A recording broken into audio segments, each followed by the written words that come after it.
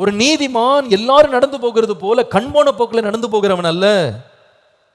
சில பாதைகளை அவன் தவிர்க்கிறான். He avoids certain paths. நீதிமொழிகள் 14:12 வாசிக்கும் போது, மனுஷனுக்கு செம்மையாய் தோன்றுகிற வழி உண்டு, அதனுடைய முடிவோ மரண வழிகள்னு வாசிக்கிறோம். அப்போ ஒரு நீதிமான் தன் கண் பார்த்தபடி, கண் விரும்பினபடி அவன் வழிகளை தெரிந்தெடுக்கிறது இல்லை. ஏன்னா கண் கண்டபடி அவன் போவான், ஆனால் முடிவு அழிவிலே வரும். வசதியா வாழணும், ஆசைக்கேற்றபடி வாழணும் நினைக்கிறது இல்லை. பரிசுத்தமா வாழணும். பாவத்தில் போய் என் பாதம் முடிஞ்சிடக்கூடாது, என் வாழ்க்கை பாவத்துக்கு நேரம் என்னை கொண்டு போயிடக்கூடாதுன்னு ஜாக்கிரதையா நடக்கிறான்.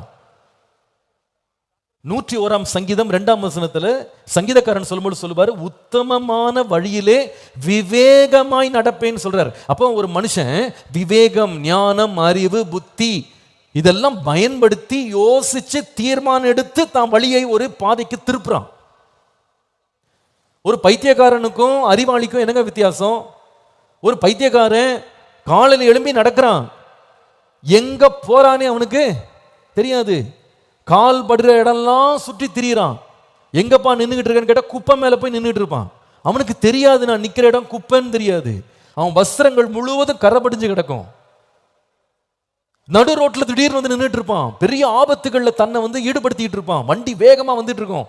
அவனுக்கு தெரியாது நான் ஆபத்துல சிக்க போறேன்னு அவனுக்கு தெரியாது. ஏன்னா அவனுக்கு விவேகம் கிடையாது.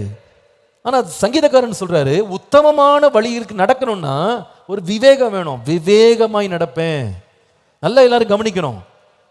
உங்க மூளைய உங்க ஃப்ரெண்டுக்கு வித்துறக்கூடாது, உங்க காலேஜ் கல்ச்சருக்கு வித்துறக்கூடாது. ஆண்டவற்ற விவேகத்தை தாங்க ஆண்டவரேன்னு கேட்கணும். இந்த சாலமோன்ட்ட ஆண்டவர் வந்து கேட்டார், உனக்கு என்னப்பா வேணும்னு கேட்டார். அவன் என்ன சொன்னா, இந்த ஜனத்தை நடத்தும்படி எனக்கு ஞானமும் விவேகம் உள்ள ஒரு இருதயத்தை எனக்கு தாரோன்னு கேட்டான். அவன் வேண்டிக் கொண்டதை கர்த்தர் அவனுக்கு கொடுத்தார். நீங்க வாழ்க்கையின் பயணத்தில் போகும்போது ஆண்டவர்ட்ட கேட்கணும், lord give me some wisdom, give me some understanding. பார்க்கிற கண் பக்கம் எல்லாம் நான் போயிடக்கூடாது ஆண்டவரே, மனசுல தோன்ற ஆசைக்கெல்லாம் நான் அடிபணிஞ்சிடக்கூடாது, உலகம் போற போக்குக்கெல்லாம் நான் போயிடக்கூடாது, பெரும்பான்மையானவர்கள் போகிற அகலமான பாதையில நானும் கூட்டத்தோடு கூட்டமா எரும மாட்டு மந்த மாதிரி போகக்கூடாது.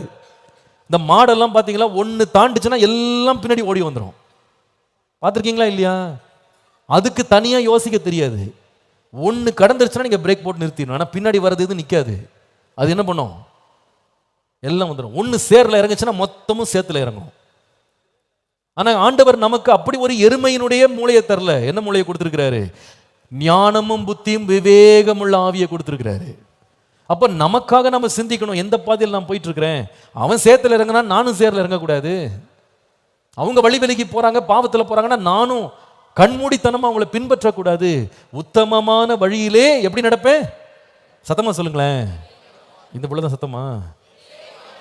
விவேகமாய் நடப்பேன், விவேகமா நடப்பேன், ஞானமா நடப்பேன், என் புத்தியை யூஸ் பண்ணுவேன். ஒரு காலம் நம்ம லைஃப்ல இருந்துச்சு, 1 பேதுரு 2:25, சிதறுண்ட ஆடுகளை போல இருந்தோம். இஷ்டத்துக்கு ஒரு வழியும் கிடையாது, மார்க்கமும் கிடையாது, ஒரு முடிவும் கிடையாது. எங்கெங்கேயோ சுத்திட்டு கிடந்தோம். மனதும் மாமிசம் விரும்பினவைகளை ஆசையா செய்தோம். இது ஒரு காலம். ஆனால் இப்பொழுதோ நம்முடைய மெய்ப்பனுக்கும் கண்காணியமானவரிடத்திலையும் திருப்பப்பட்டிருக்கிறோம் போட்டிருக்கு. கர்த்தர் நம்ம வழிகளை நடத்தணும். கர்த்தர் எப்படிப்பட்ட வழியில் நடத்துவார்? 23ஆம் சங்கீதம் 3ஆம் வசனம், அவர் ஆத்துமாவை தேற்றி என்னை எங்க நடத்துறாரு? நீதியின் பாதைகளை நடத்துறாரு. அப்போ ஒரு மனுஷன் சரியான பாதையில, சரியான டிசையர், சரியான டைரக்ஷன், சரியான டெஸ்டினேஷனுக்கு அவன் போக வேண்டுமானால் தன் வழிகளை என்ன செய்யணும்? கர்த்தருக்கு ஒப்பு கொடுக்கணும். கர்த்தரோடு ஒரு மனுஷன் இணைஞ்சில்லாம ஒப்பு கொடுக்காம அவன் சரியான பாதையில நடக்கவே முடியாது. கவனிக்கிறீங்களா எல்லாரும்? கர்த்தருக்கு வழிகளை ஒப்பு கொடுக்காம நம்மளால கர்த்தருடைய பாதைகளை நடக்கவே முடியாது. It's like this. ஒரு ட்ரெயின் இருக்கு. அந்த ட்ரெயின் வந்து அநேகரை ஏற்றி கொண்டு போகக்கூடிய ஒரு திறமை வகித்த ஒரு நல்ல ஒரு கண்டுபிடிப்பது. ஆனா அந்த ட்ரெயினை ஒரு இன்ஜினோட நீங்க சரியா பொருத்தலை அப்படின்னா அந்த ட்ரெயின் வந்து சரியான திசைக்கும் போகாது, சரியான இடத்துல நிற்காது, அதனால பிரயோஜனமும் இல்லை. தேவனோடு இணைந்து அவர் நம்முடைய வழிகளை நடத்த ஒப்பு கொடுக்கணும். ஆகவேதான் நீதிமொழிகள் 3:5-6 வாசிக்கும் போது, உன் சுய புத்தியின் மேல் சாயாமல் உன் முழு இருதயத்தோடும் கர்த்தரிடத்தில் நம்பிக்கையாயிருந்து உன் வழிகளில் எல்லாம் யாரை நினைத்துக்கொள்? அவரை நினைத்துக்கொள். அப்பொழுது அவர் உன் பாதைகளை எல்லாம் என்ன செய்வார்? செவைப்படுத்துவார். கர்த்தரை நினைக்காம நீங்க செவையான பாதையில நடக்கவே முடியாது. சங்கீதம் 37:5 சொல்லுகிறது, உன் வழிகளை கர்த்தருக்கு ஒப்புவித்து அவர் மேல் நம்பிக்கையாயிரு, அவரே காரியத்தை வாய்க்க பண்ணுவார். ரோமர் 8:14 சொல்லுகிறது, எவர்கள் தேவனுடைய ஆவியினாலே நடத்தப்படுகிறார்களோ அவர்கள் தேவனுடைய புத்திரனாய் இருக்கிறார்கள். கர்த்தரால் நடத்தப்படணும். கர்த்தரை அறியாத ஒரு காலம் ஒவ்வொருவருடைய வாழ்க்கையில் இருக்கு. அது என்னன்னு சொன்னா சிறு பிள்ளையின் காலம். சாமுவேல் என்னும் பிள்ளையாண்டான் கர்த்தருடைய ஆலயத்திலே இருந்தான், ஆனால் கர்த்தரை அறியாமலே இருந்தான் போட்டிருக்கு. இந்த காலத்துல அவங்கள கர்த்தருடைய பாதையில எப்படி நடத்துறதுன்னு கேட்டா அதனுடைய உத்தரவாதம் பெற்றோர் கையில் இருக்கு. நீதிமொழிகள் 22:6, பிள்ளையானவன் நடக்க வேண்டிய வழியிலே அவனை நடத்து. அவனுக்கு நடக்க தெரியாது, நீ நடத்துப்பா, அவனை நடத்து. அப்பொழுது அவன் முதிர் வயதில் என்ன செய்வான்? விடாதிருப்பான். அப்ப பெற்றோரா இருக்கிறது ஒரு மிகப்பெரிய உத்தரவாதத்தோடு வருகிறது. அதே நீதிமொழிகள் 29:15 சொல்கிறது, பிரம்பும் கடிந்து கொள்ளுதலும் ஞானத்தை கொடுக்கும், தன் இஷ்டத்திற்கு விடப்பட்ட பிள்ளையோ தன் தாய்க்கு வெட்கத்தை கொண்டு வருவான்னு போட்டிருக்கு. எவ்வளவு ஜாக்கிரதையா பெற்றோர் இருக்கணும். என் பிள்ளையினுடைய வாழ்க்கை வழி, அவனுடைய டிசையர், டெசிஷன், டெஸ்டினேஷன், இந்த 3 வார்த்தையை மறந்துடாதீங்க. வழினா அவங்களுக்குள்ள உண்டாகிற ஆசைகள், டெசிஷன் அவங்களுக்கு உண்டாகிற தீர்மானங்கள், டெஸ்டினேஷன் அவங்க சேர்ற இடங்கள், இதான் வழி. இந்த வழியை நடத்துறதுக்கு கர்த்தர் யார்கிட்ட வேலையை கொடுத்துருக்காருன்னா பெற்றோர்கிட்ட வேலையை கொடுத்துருக்காரு. சின்ன வயசுலேருந்தே அவனை நடத்த வேண்டிய வழியில் நடத்தணும்னா அவனுடைய டிசையர், அவன் எந்த பக்கம் போகணுன்ற ஆசைகளை நம்ம சீர்படுத்திடுவோம். இந்த ஆசைலாம் நமக்கு வேண்டாம்ப்பா, இது தேவனுக்கு பிரியமில்லாத ஆசைன்னு சொல்லி நம்மளால அவங்களை என்ன பண்ண முடியும்? வழிகாட்ட முடியும். இந்த தீர்மானம் அப்படி எடுக்காத, இது தவறான தீர்மானம்னு சொல்லி கொடுத்தா அவன் சரியான தீர்மானத்தில் சரியான வழியில போவான்.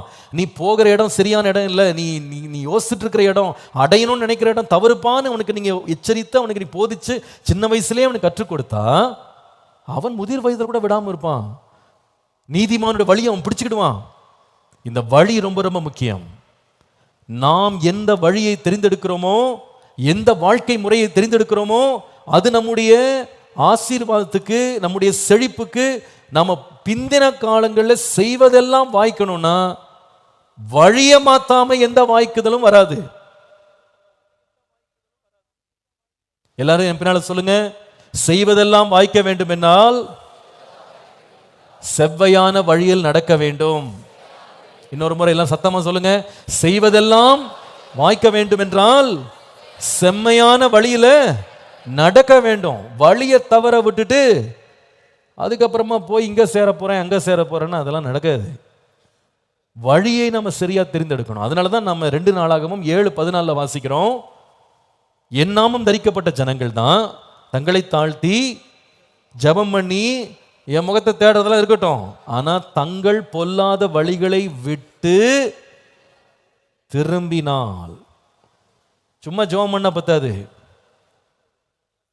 தேவனுடைய பிள்ளைன்னு சொல்லி சும்மா மாறு தட்டிக்கிட்டா பத்தாது, பொல்லாத வழியை விட்டு திரும்பணும். திரும்பினால் அப்பொழுது பரலோகத்தில் இருக்கிற நான் கேட்டு அவர்கள் பாவத்தை மன்னித்து அவர்கள் தேசத்துக்கு சேமம் அல்லது ஆசீர்வாதத்தை கொடுப்பேன், செழிக்க வைப்பேன். ஹீல் தேர் லேண்ட்னு போட்டிருக்கு. அவங்க தேசத்தையே குணமாக்குவேன், நன்மைக்கு அவங்க நேரம் நடத்துவேன். அதுக்கு முக்கியமான காரியம் என்னது? வழியை சரியாக்கணும்.